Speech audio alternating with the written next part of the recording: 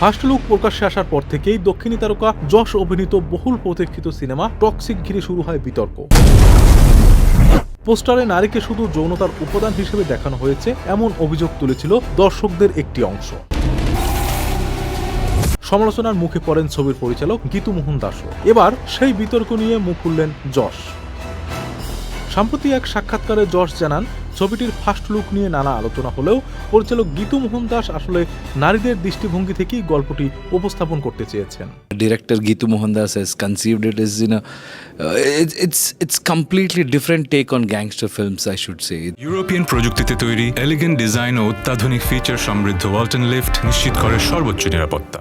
তিনি বলেন, পুরুষ পরিচালকদের সঙ্গে কাজ করার অভিজ্ঞতার তুলনায় গীতুর সঙ্গে কাজ করা ছিল সম্পূর্ণ আলাদা এবং নতুনত্ব ভরা।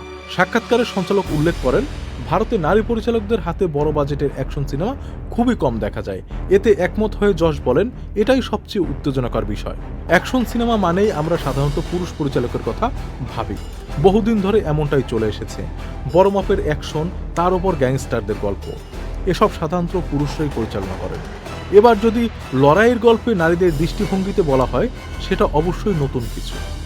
এরপরে কেজিএফ খ্যাত অভিনেতা আরও জানান, গীতু মোহন দাস টক্সিক সিনেমাতে প্রেম, আবেগ ও সংবেদনশীলতাকে এমনভাবে তুলে ধরেছেন যা অন্যদের থেকে আলাদা। যশের কথায় ওর চিন্তাভাবনা খুবই পরিষ্কার। উনি অসাধারণ লেখিকাও। আমি ওনার কাছ থেকে অনেক কিছু শিখেছি। আকাঙ্ক্ষা, আবেগ, প্রেম কিংবা সংবেদনশীলতা, এসব একজন নারী সম্পূর্ণ ভিন্নভাবে প্রকাশ করতে পারেন। ওর কাজের মধ্যে আমি সেটা বুঝেছি। It's completely different take on gangster films, I should say.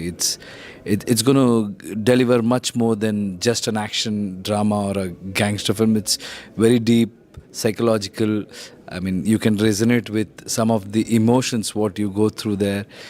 It's very real and very visceral, is what I should say. উল্লেখ্য, ছবিটি প্রথমে মুক্তি পাওয়ার কথা ছিল গত 19 মার্চ। পরে মুক্তির তারিখ পরিবর্তন করে আগামী 4 জুন নির্ধারণ করা হয়েছে। মিঠুন রাজ, চ্যানেল আই।